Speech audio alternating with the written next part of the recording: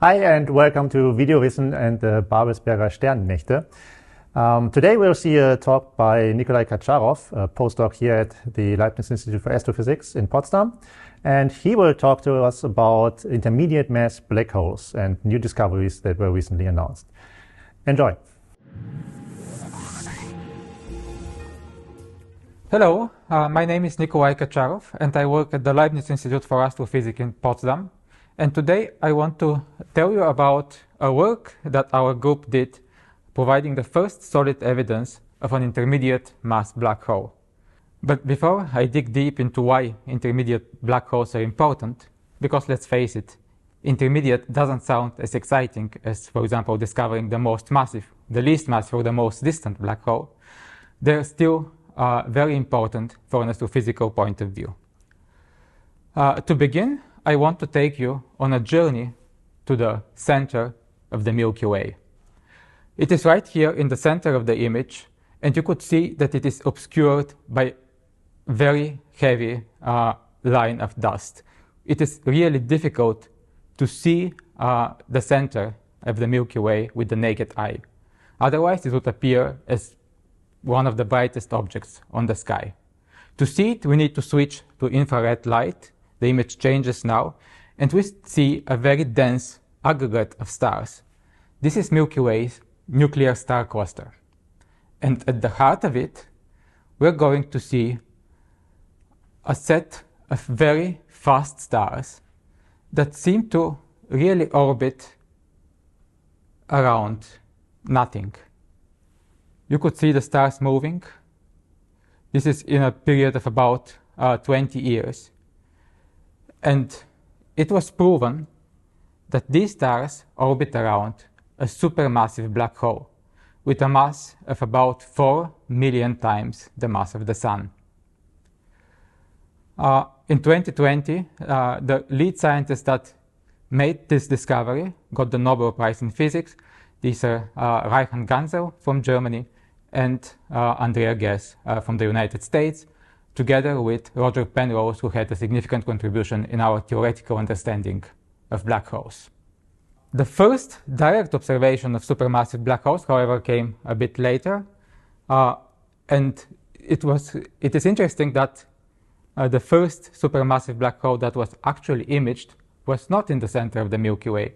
It was in the center of another galaxy, M87, which is a giant elliptical galaxy much bigger than the Milky Way. It is located about 52 million light years from Earth. The mass of the supermassive black hole at the center of this galaxy M87 is 10 billion solar masses. The image was made in 2019 with the Event Horizon telescope, which is a set of many radio telescopes that image the same object at the same time. What you see on this image is the shadow of the event horizon of the black hole. And the light around it is part of its accretion disk, which is a very hot substance that is falling into the black hole at very rapid speed. And because of this info, it glows in the radio wavelengths. Several years later, the Event Horizon telescope team was able to also image the supermassive black hole at the center of the Milky Way, which is about 1,000 times lighter than the supermassive black hole at the center of M87. It is curious that both of them appear equally large on the sky, despite that the one at the center of the Milky Way is only 27,000 light years away, so much closer. It also shows that it is also significantly smaller in size. In fact, black holes are so simple objects that they're entirely defined by their mass. Once we know the mass of the black hole, we know almost everything about them. Their size, their gravitational pull, etc. But okay, let's look at the other end of the spectrum. So far I told you that we know about supermassive black holes that are located at the center of galaxies. But there are also much smaller black holes. We call them black holes with stellar masses, and I'm going to tell you how they appear. For this, I'm going to do like a very quick introduction to the evolution of a massive star. Massive stars, they're actually born, similar to all other stars, in a large clouds of gas in space. When these gas clouds start to collapse, a star appears. A star is a hot ball of gas and plasma, and it's very massive. It tries to collapse under its own mass. But in the center of the stars, we have nuclear reactions that counteract the gravitational pull of the stars and makes a balance. So a typical star like the Sun could shine in equilibrium for tens of billions of years. However, the massive stars, and we're talking about stars with 10 to about 100 solar masses, have such a high gravitational pull that you need nuclear reactions of burning hydrogen into helium that are so intense that this hydrogen fuel in the core of the star is exhausted very quickly. A massive star lives about 5 to 10 million years only. After that time, the hydrogen in its core is completely exhausted, and a new set of reaction appears. It is the burning of helium into carbon. At that time, the star turns into a red giant. The new helium-burning reactions are even more intense. They throw out the outer atmosphere of the star. It expands and cools down, making it appear red.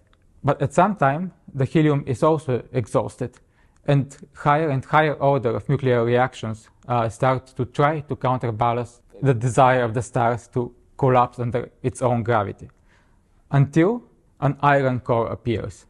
After that, there is nothing that could counteract the gravitational pull of the star. It starts a collapse that nothing could stop anymore. And at that point, the core turns into a black hole.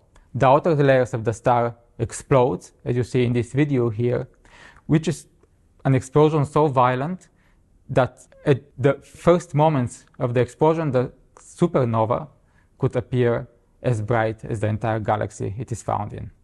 And the remnant is a black hole of masses between 5 to 10 solar masses usually, which we call a stellar mass black hole.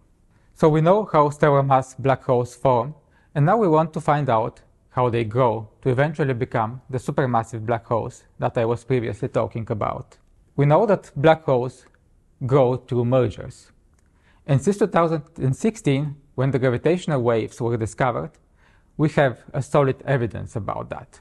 Stars are often born in binary systems, and when two massive stars orbit around each other, eventually they will both become black holes. These black holes will continue to go around one another, but through the emission of gravitational waves, they're going to start losing energy and getting closer and closer together.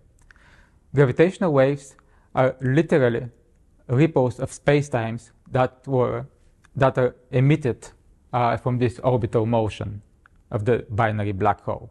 What you see on this graph on the right here is the first detection of gravitational waves from the LIGO experiment, which began operations in 2002. It is a giant interferometer which is capable of detecting extremely small ripples in the space-time continuum. There are two detectors in two distant regions in the United States, and in order to claim a gravitational wave detection, we must detect the same signal on both detectors.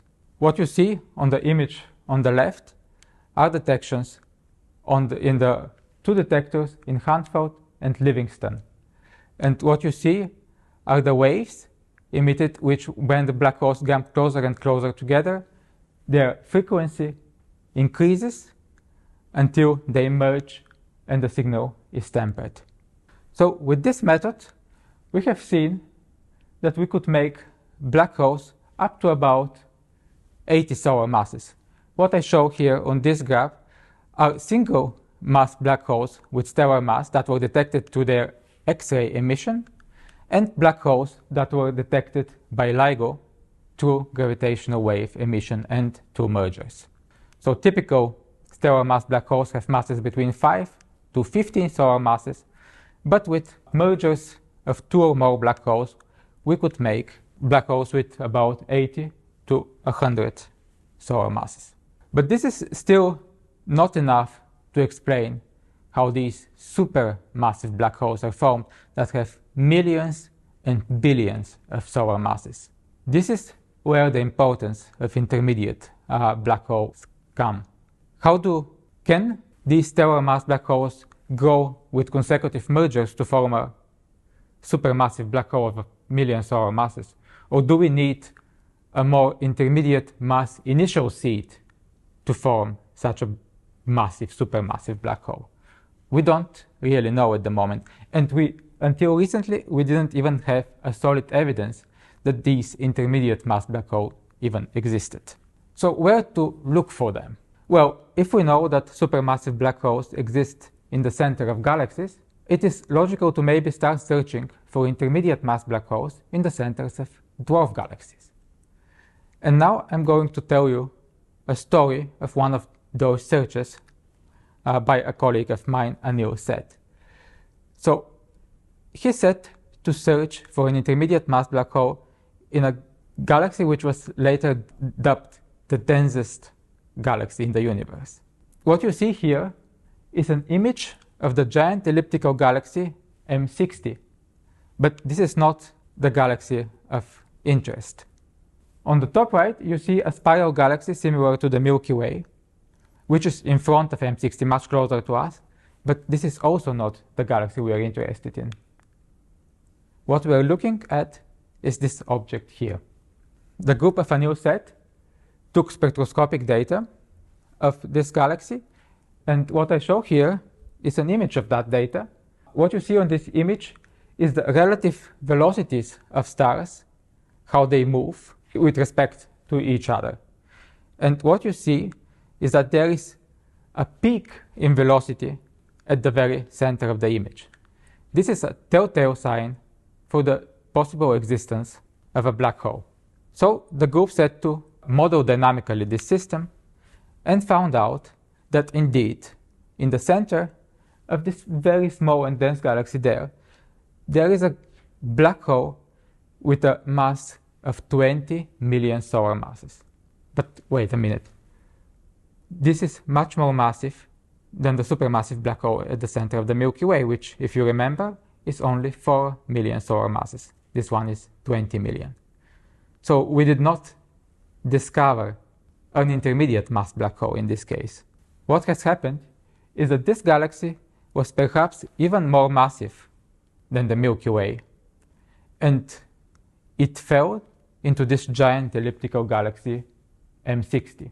What you see here is an n-body simulation, which is a way how scientists explore interactions between galaxies.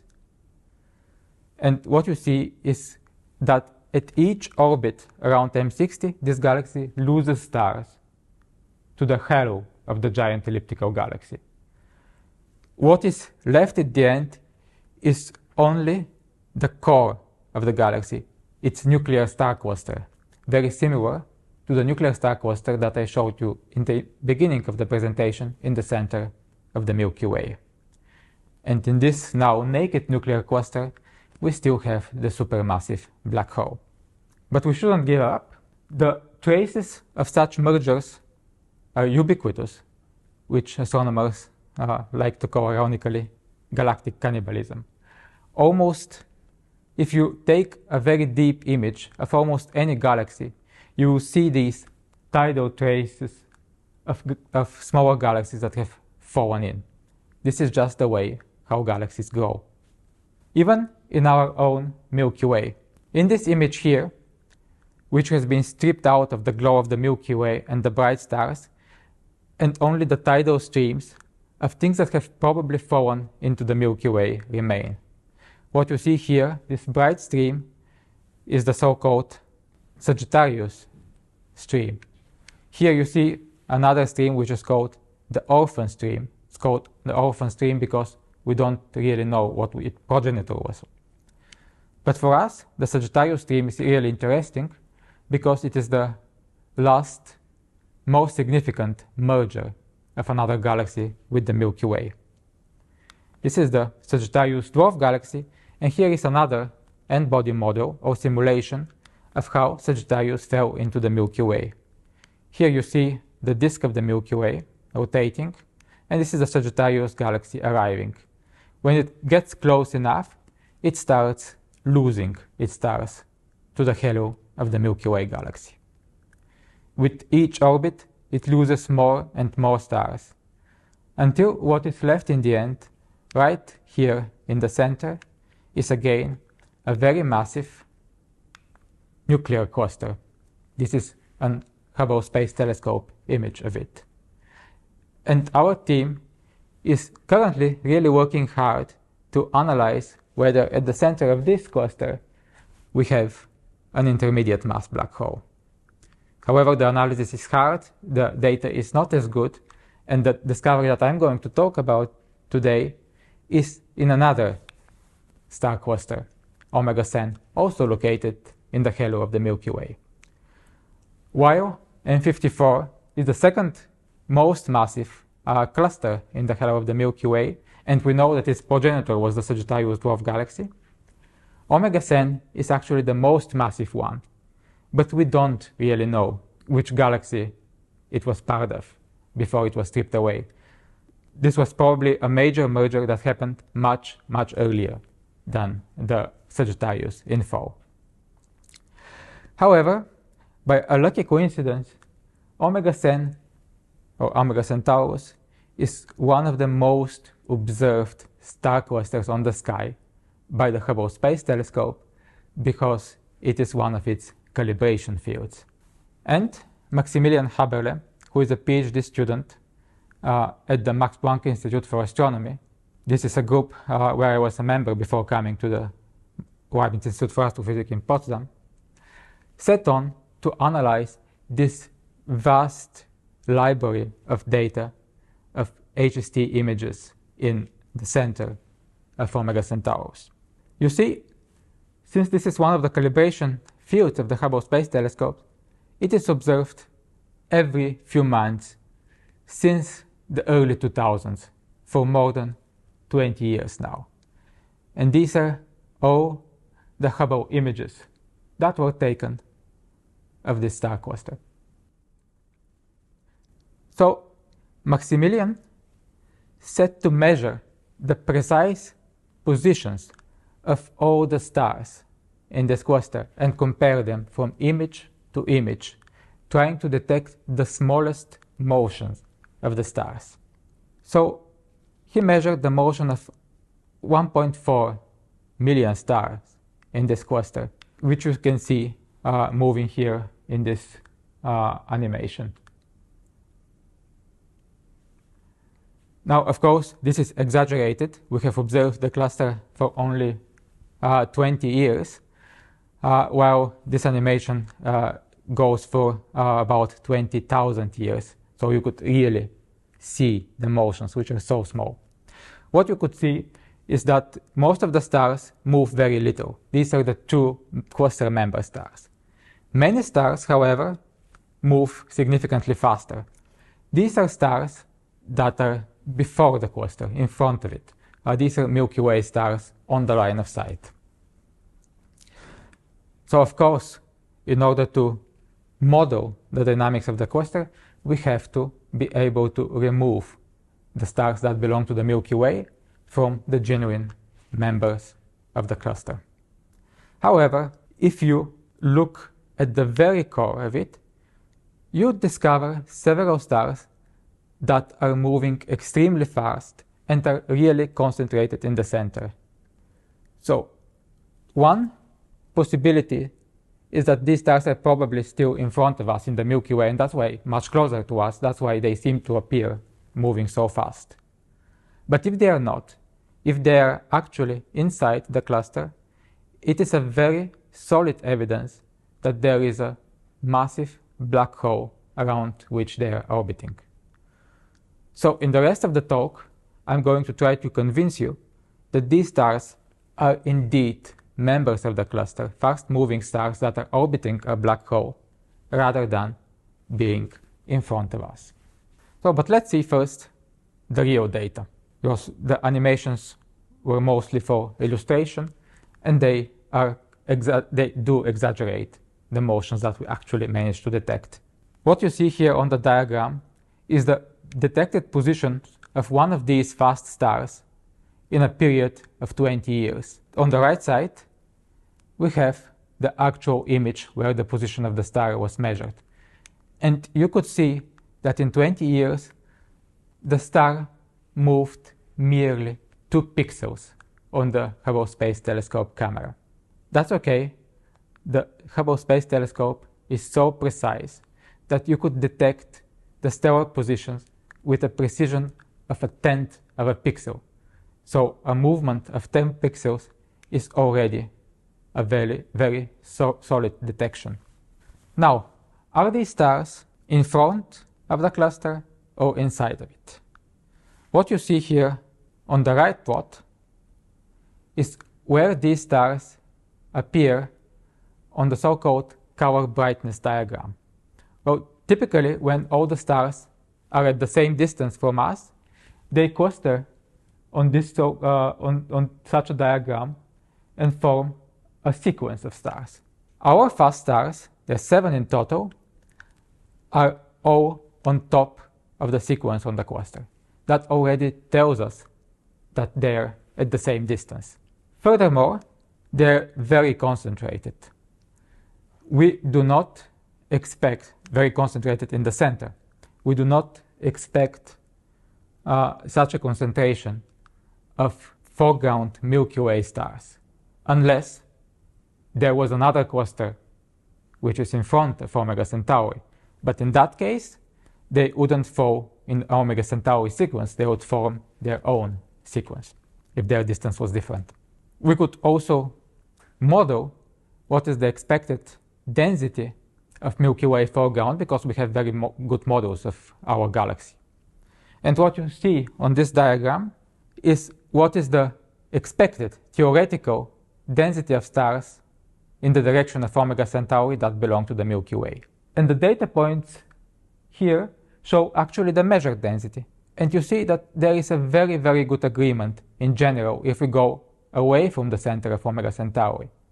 But when we go closer to the center, we see that this excess of fast stars, which again tells us it is a very low probability that these fast stars in the center of the Omega Centauri cluster belong to the Milky Way.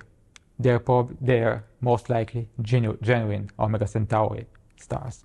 The next important thing to note is, okay, there are fast stars in the center of Omega Centauri, but it is also a very massive cluster. You expect that the stars in the center will start moving faster due to the overall gravity of the entire cluster. What we have to prove is that these stars have higher velocity than the escape velocity of the cluster, the velocity that you need to leave it forever. If they have velocities faster than the escape velocity, the only explanation that remains is that they orbit around an invisible object, around a black hole. So what I'm showing here on these diagrams here, first on the left, we have all the 221 stars that we observe in the innermost 3 arcseconds of the cluster. And you could see that the majority of them move with velocities less than 60 kilometers per second. And these here are the fast stars that we discovered that all exceed that velocity. This is the most likely escape velocity of the cluster. But since in the very center the statistics is still small, we have only 221 stars, we could look a little bit further out, still in the central region, but in the innermost 3 to 10 arcseconds. In this case, we have many more stars now, about 2,000, and we now see this very sharp cutoff at 60 kilometers per second. These are the fastest stars that could exist in the cluster with that mass without leaving it forever. You could see that there is one star here that has almost 75 kilometers per second velocity, but this we know is a Milky Way foreground star. It doesn't lie on the color brightness diagram that sequence that I showed you before. So this actually tells us that any star that moves with velocity higher than 62 kilometers per second must be unbound from the cluster and will eventually leave it unless they are bound to some invisible massive object like a black hole. So the search for black hole in the center of Omega Centauri did not start with our work. Back in 2008, Eva Nujoa published a paper that claimed that this cluster probably has a massive black holes of 40 solar masses. She did that again looking at the relative velocities of stars with respect to one another, which do increase when you go towards the center. So while typical stars move with around 15 kilometers per second, the innermost stars have an average velocity with respect to one another of about 24 kilometers per second. And the dynamical model shows you that this corresponds to a massive black hole of about 40 solar masses. If there was no black hole, we wouldn't observe this increase in the relative velocity. However, this is not a solid evidence because there are other ways you could explain this increase in velocity. For example, it could be not a single black hole, but a cluster of smaller stellar mass black holes. Our discovery, however, of the fast stars shows that there has to be a single massive object. Our next step is to try to estimate its mass. Now, to put a firm measurement of the mass of this black hole is still not possible because we're observing the motions of the stars only on the plane of the sky. As you remember, we measured their velocities by comparing images taken over a span of 20 years. In order to get a firm measurement, we need to know their full velocity vector, and we're still missing the component on the line of sight. So we could only put a lower limit of the mass of this black hole. But the important thing here is that the lower limit now is not zero. We know from the previous publications, we know that the cluster contains a massive black hole with at most 40,000 solar masses, but it could be zero. Our discovery shows that the minimum mass to explain the fast stars in the center of Omega Centauri is 8,200 solar masses, which you see here. This graph shows you the smallest black hole where all the stars have a velocity under this modeled curve.